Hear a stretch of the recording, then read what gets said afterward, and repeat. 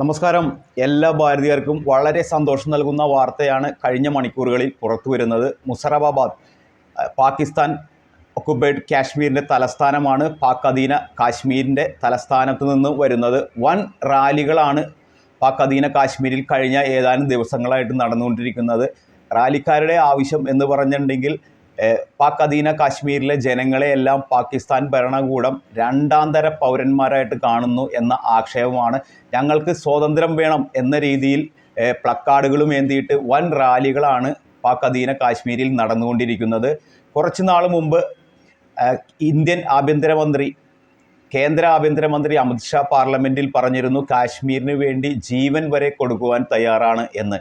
ശരിക്കും മൂന്നാം മോദി സർക്കാർ ഇന്ത്യയിൽ അധികാരത്തിൽ വരുമ്പോൾ അതിൻ്റെ കൂടെ പാക് അധീന കാശ്മീരും ഇന്ത്യയോടൊപ്പം ചേരും എന്ന റിപ്പോർട്ടുകളാണ് ഇപ്പോൾ പുതിയ റിപ്പോർട്ടുകൾ പുറത്തു വരുന്നത്. ഇതിൻ്റെ ഭാഗമായി തന്നെ മോദി ഗവൺമെൻറ് ഭരണത്തിലേറിയ അന്നു മുതൽ ഇന്ന് വരെ പറഞ്ഞതെല്ലാം പ്രാവർത്തികമാക്കിയ ചരിത്രമാണ് ഉള്ളതുകൊണ്ട് പാക് അധീന കാശ്മീരികൾക്കും മോദിയോടുള്ള ഒരു ബഹുമാനവും എല്ലാം വിശ്വാസ്യതയും എല്ലാം കൂടി എന്നാണ് പുതിയ റിപ്പോർട്ടുകൾ പുറത്തു വരുന്നത്. എന്ത് പറഞ്ഞാലും അത് ചെയ്തു കാണിക്കുന്ന ഒരു വ്യക്തിത്വം എന്ന നിലയിൽ മോദിയെ വിളിച്ച് മോദി കി ജയ് എന്നുവരെ പ്ലാക്കാർഡുകളും എന്തിയിട്ടാണ് മുസറബാദിൽ പാക് അധീന കാശ്മീരികൾ മുസ്ലിം വിഭാഗങ്ങളടക്കം വൻ റാലികൾ സംഘടിപ്പിക്കുന്നത്.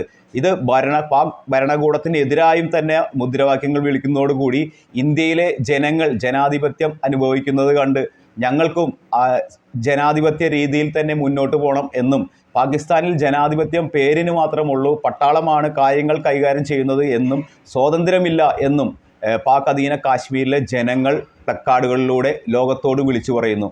ഇന്ത്യയുടെ ലോകത്തിലെ സ്വീകാര്യത, ഇന്ത്യൻ പ്രധാനമന്ത്രി മോദിയെ ലോകരാജ്യങ്ങൾ സ്വീകരിക്കുന്നത് കണ്ട് അന്തം വിട്ടു നിൽക്കുകയാണ് പാകിസ്ഥാനിലെ ജനങ്ങൾ. ഈ പാകിസ്ഥാൻ പ്രധാനമന്ത്രി ഏത് രാജ്യത്ത് പോയാലും ഉള്ള അവഗണനയും മറ്റും കണ്ട് മടുത്ത പാക് ജനങ്ങൾ ഇന്ന് പാകിസ്ഥാനെതിരെ തിരിയുന്നു എന്ന വാർത്തകളും പുറത്തു വരുന്നു. പാകിസ്ഥാൻ പല കഷ്ണങ്ങളായിട്ട് വെട്ടിമുറിക്കപ്പെടാൻ സാധ്യതയുണ്ട് എന്ന പാക് ഇൻ്റലിജൻസ് റിപ്പോർട്ടുകളും പുറത്തു വരുന്നുണ്ട്. അതിൻ്റെ ഭാഗമായി തന്നെ അഫ്ഗാനിസ്ഥാനിൽ നിന്ന് അഫ്ഗാനിസ്ഥാനിലെ തീവ്രവാദികൾ തന്നെ ഒരു കാലത്ത് പാകിസ്ഥാൻ സഹായം കൊടുത്തിട്ടിരുന്ന തീവ്രവാദികൾ തന്നെ ഒളിഞ്ഞും പതിഞ്ഞും വന്ന് പാക് അധീന കാശ്മീരിൽ വന്നു പല പാകിസ്ഥാൻ സൈനികരെയും കൊലപ്പെടുത്തുന്ന കാഴ്ച ഒരു വശത്ത്. മറുവശത്ത് ഇറാൻ നേരിട്ട് വരെ റോക്കറ്റ് ആക്രമണം നടത്തി പാകിസ്ഥാനിൽ മരണം വിതയ്ക്കുകയും ചെയ്യുന്ന ഒരു കാഴ്ച മറുവശത്ത്. പാകിസ്ഥാൻ്റെ 4 സൈഡിൽ നിന്നും പാകിസ്ഥാന് ആക്രമണങ്ങൾ ഉണ്ടാവുകയാണ്. ചൈനയുടെ ഇടപെടൽ മൂലം പാകിസ്ഥാൻ ഇന്ന് സാമ്പത്തിക സ്ഥിതി തകർന്ന ഒരു അവസ്ഥയിലുമാണ്. ലോകരാജ്യങ്ങൾ നൽകുന്ന പിച്ച വാങ്ങിച്ചാണ് ഇന്ന് പാകിസ്ഥാൻ തന്നെ കഞ്ഞി കുടിച്ചു പോണത് എന്ന് വേണം പറയാനായിട്ട്.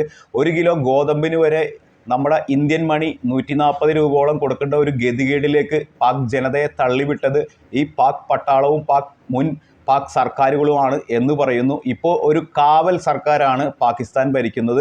അതുകൊണ്ട് ഇന്ത്യ ഒരു അവസരം കിട്ടിയാൽ ഒരു യുദ്ധത്തിന് വേണ്ടിയൊന്നും കാശ്മീരിന് വേണ്ടി ഒരു യുദ്ധം നടത്താനൊന്നും ഇന്ത്യൻ പ്രധാനമന്ത്രി ഒരിക്കലും തീരുമാനമെടുക്കില്ല എന്നാണ് അറിയുന്നത്. പാക് അധീന കാശ്മീരിലെ ജനങ്ങൾ ഇന്ത്യയോട് ആവശ്യപ്പെട്ടാൽ പാക് അധീന കാശ്മീർ മോചിപ്പിക്കാനുള്ള എല്ലാ നടപടികളും സ്വീകരിക്കും എന്ന് പ്രധാനമന്ത്രി പറഞ്ഞിട്ടുണ്ട്. അതിനോട് അനുബന്ധിച്ചാണ് മൂന്നാം മോദി സർക്കാർ അധികാരത്തിലെത്തുകയാണെങ്കിൽ അതിൻ്റെ കൂടെ പാകിസ്ഥാൻ ഒക്കുപൈഡ് കാശ്മീരും കൂടെയുണ്ടാവും. അതിനോട് അനുബന്ധമായാണ് പാക് ഒക്കുപൈഡ് കാശ്മീരിലെ എല്ലാം നമുക്ക് എംപിമാരുടെ ലിസ്റ്റും എംപിമാരുടെ സീറ്റും എല്ലാം ഒഴിച്ചിട്ടിരിക്കുന്നത്. അതിനോടനുബന്ധിച്ച് അമിത്ഷായുടെ വാചകം കൂടിയും കേൾക്കണം. ആഭ്യന്തരമന്ത്രിയാണ് അമിത്ഷാ. ചോര കൊടുത്തും കാശ്മീർ മോചിപ്പിക്കും എന്ന് അദ്ദേഹം അസന്നിഗ്ധമായിട്ട് ഇന്ത്യൻ പാർലമെൻറ്റിൽ പറഞ്ഞത് പാകിസ്ഥാനെ ചൊടിപ്പിച്ചിട്ടുണ്ട്. പക്ഷേ പ്രതികരിക്കാൻ പറ്റാത്ത ഒരു അവസ്ഥയാണ്. കാരണം ഇന്ത്യയോട് പിടിച്ചു നിൽക്കാനല്ല, ഒരു 2 മണിക്കൂർ പിടിച്ചു നിൽക്കാൻ പോലുള്ള ശേഷി ഇന്ന് പാകിസ്ഥാനില്ല. പാകിസ്ഥാൻ്റെ ശേഷിയില്ലായ്മയല്ല, ഇന്ത്യയുടെ ശേഷി കൂടുതലാണ്. ലോകരാജ്യങ്ങളെ ഏത് രാജ്യത്തെ പോലും വെല്ലുവിളിക്കാനുള്ള ഒരു കഴിവ് നേടിയ ഒരു രാജ്യമാണ് ഇന്ന് ഇന്ത്യ. ലോകത്തെ വൻ ശക്തികളിൽ ഒന്നാണ്. 5ാമത്തെ സാമ്പത്തിക ശക്തി കൂടിയാണ് ഇന്ന് ഇന്ത്യ. പക്ഷേ ഇന്ത്യയും പാകിസ്ഥാനും ഒരേ രീതിയിൽ ഓരോ ദിവസം സ്വാതന്ത്ര്യം നേടിയിട്ടും പാകിസ്ഥാൻ പുറകോട്ടും ഇന്ത്യ മുമ്പോട്ടും പോകുന്ന ഒരവസ്ഥയാണ്. പല മേഖലകളിലും ഇന്ന് പാകിസ്ഥാനെ വളരെ അധികം പിന്തള്ളി ഇന്ത്യ മുന്നേറുകയാണ്.